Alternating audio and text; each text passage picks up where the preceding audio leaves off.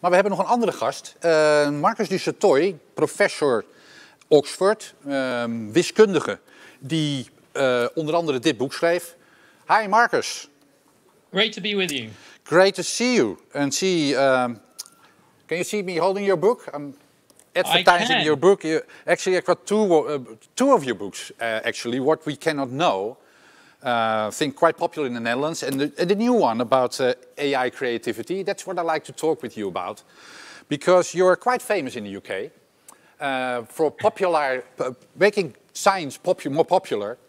And I believe that if journalists have a question about any new technology fact, they call you to know more about it, even if it's not your specialty, and even if you don't know anything about that kind of technology. That's true, isn't it? Yes, that's the trouble with my title. I'm Professor for the Public Understanding of Science in Oxford, and everyone expects I must know the whole of science. I have a few weak areas. Well, we'll make it easy for you, because we are going to talk about something you actually know a lot about. I mean, AI creativity. And I would like to start with some very simple yes and no questions. So these are the rules. I will ask you some questions, and there's only a yes or a no answer from you. So I've got to behave like a computer? Sort of, yes. Let's see whether you're capable of doing that. So my first question is, machines can be creative? Yes. Okay. One day machines will be more creative than men? No. We should be afraid of AI creativity? No.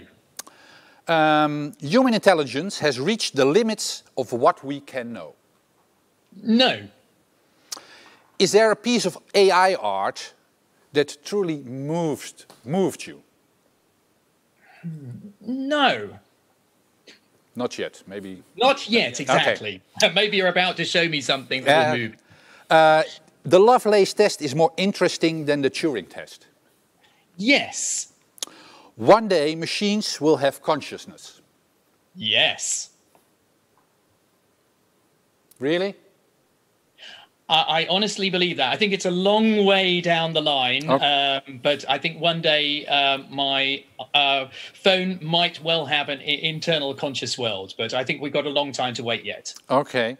AI should be able to hold a patent? Yes. Thank you for these quick answers. Optimistic tone, not afraid of AI. We just talked about two companies who are trying to invent cures for COVID and other diseases.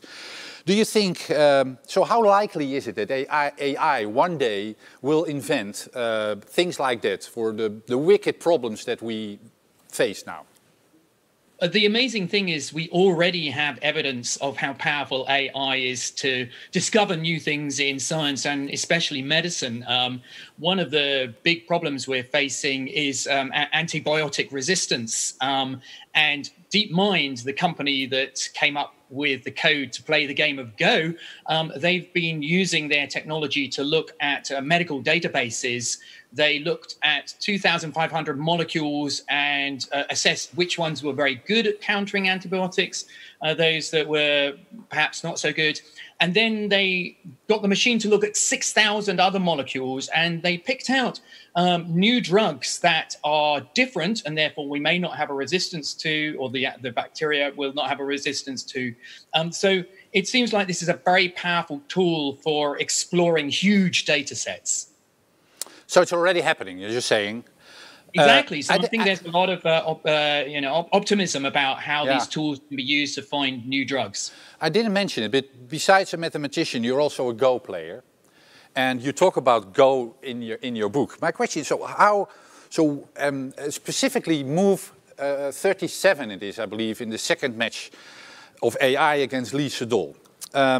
Why should something so trivial as a game, or creating art, you talk a lot about art in your book, AI creating art, be important for maybe the audience, people that are doing innovation, business and these kind of things? Why is it relevant?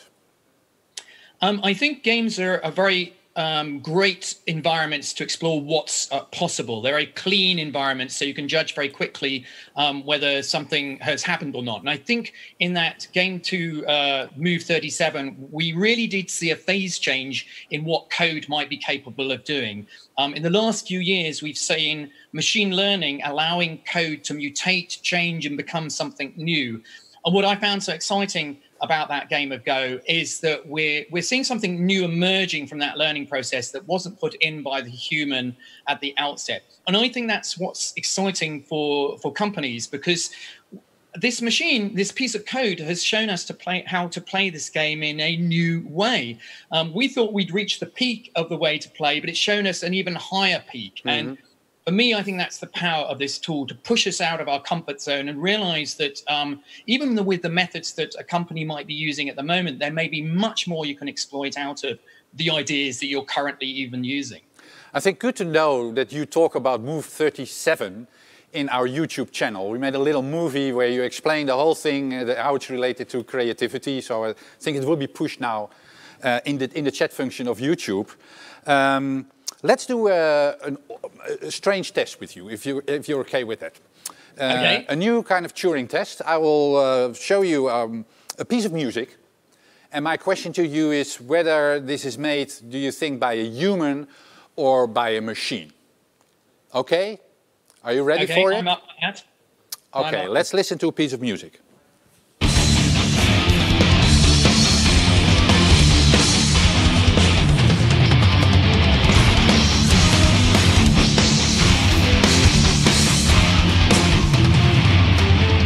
You have it?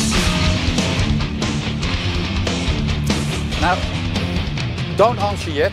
I first will go to the panel and ask them for the same question. Zo, Nicolette, kan je dezelfde vraag stellen aan het panel? Absoluut. Ik hoop dat jullie de rode en de groene attributen weer paraat hebben. Want ik ben ontzettend benieuwd. Het geluidsfragment wat jullie zojuist hebben gehoord, is dat gemaakt door een mens of door AI? Even kijken wat er op de schermen oppopt. Ik zie groen, ik zie rood. Ja, mens of AI. Misschien moeten we even zeggen wat mens is. Mens is groen? Mens is groen, inderdaad. Okay. Ja. Ik zie meer groene dan rode. Dus ja, er wordt toch gedacht dat dit in ieder geval de mens is. Dus ik ben heel benieuwd, Menno. Wat is het antwoord daarvan? Okay, Marcus, I'm not sure whether you could see the panel. But the majority votes are out. And yes, it's a human. Very interesting. I would say that it's probably artificial intelligence, but in some ways this is a question that everyone wins, because the way that AI creativity is working is that it takes human creativity, human music we've created, and then learns on that and pushes the boundaries and makes its own music. So in some way, AI creativity is a collaboration between human and code rather than a sort of competition. So in some ways, everyone is right.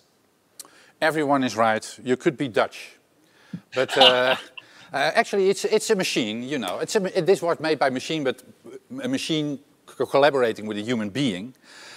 The great Ada Lovelace, I think the designer of the world's first computer program, wrote an AI disclaimer already in 1842, saying that, I will quote here, "The analytical machine has no precision whatsoever to originate anything." Was Ada Lovelace wrong from hindsight? Yes, but this has only been proved recently wrong, because the code that she was thinking was very sort of top-down code. Mm-hmm. And in some sense, a human has got to tell a machine what to do. So if it creates something new, it's really the human that coded it that should be credited as the creator. But because of this new idea of machine learning, where code can change, mutate, and discover new things, like that line of code that made it make a move in the game of Go, that no human would have written that line. I really believe that we've seen a phase change in the last couple of years, which is what's making this period in artificial intelligence so exciting. So I think Lovelace would love to see what's happening now, and she would admit, actually, I was wrong. We can't ask her, but actually our own, let's call it, solution for that is called after her. It's called Ada, from Ada Lovelace. The team has chosen that name. specifically for, they admire her and her work. Maybe as a last question, a piece of advice from you as a mathematician, as a professor, for the business crowd that is watching here. Is there anything that people can do, creative or non-creative, watching and listening, to gain and thrive from AI creativity? Absolutely. I think that artificial intelligence, the traditional narrative is that it's a competitor. It's going to wipe out humanity. And I prefer to see this as a wonderful new collaborator. And I think it gives a chance for people who may be scared of a blank sheet of paper, who perhaps are nervous about trying their creativity. It gives them a tool to sort of experiment with. So I think that's what's exciting. Those who might be frightened of creativity, it actually might be a tool to unleash their own human creativity. Thank you so much. Unleashing creativity. I think I will do it myself. I'll try myself some of these tools that we describe in our report and see what it can bring me personally. Well, good luck. Thank you, Professor. Thank you. Thank you for all your advice and last advertisement for your book. Really great. It will be coming out in Holland, I believe, in September, you told me. That's correct. Thank you.